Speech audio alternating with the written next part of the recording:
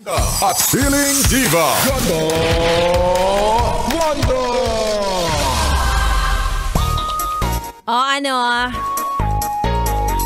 away na naman kayo ng jowa mo, no?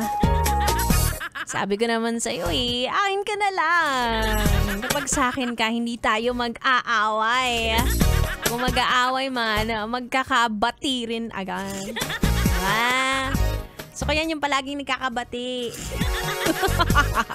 Mga yes, friend, it's me. It's a girl, DJ Ganda Wanda. Kasama nyo na dito sa 101.1 AS FM na talaga namang giniginaw.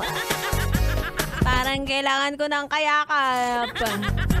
Pero papaano kapag yung gusto mong yakapin, may kayakap na iba?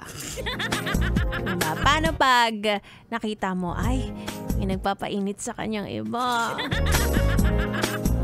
Wag mo nang tangkain, ha? Kung akala mo kukonsintihin kita ngayon gabi, hindi. Meron talaga sa buhay natin, dadaan talaga yung nakikita mo yung taong gusto mo nasa piling ng iba pero hindi mo siya pwedeng agawin. Hindi kasi sa'yo yan. Maaring pwede mong sabihin sa sarili mo na sana pag nagka-jowa ko, katulad niya.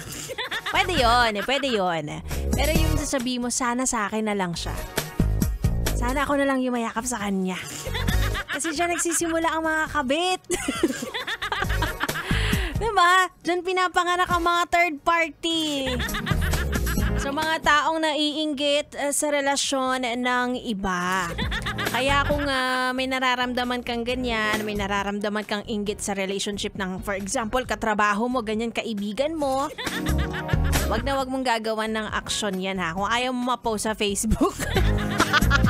Kung ayaw mong malik ang mga conversation ninyo, diba? Hanggat maaari mag-antay ka, maniwala ka sa akin. Diba?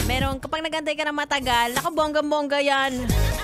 Sobra-sobra pa sa hinihiling mo. Ganon. Wag mga agaw, ha. Di nakakaganda.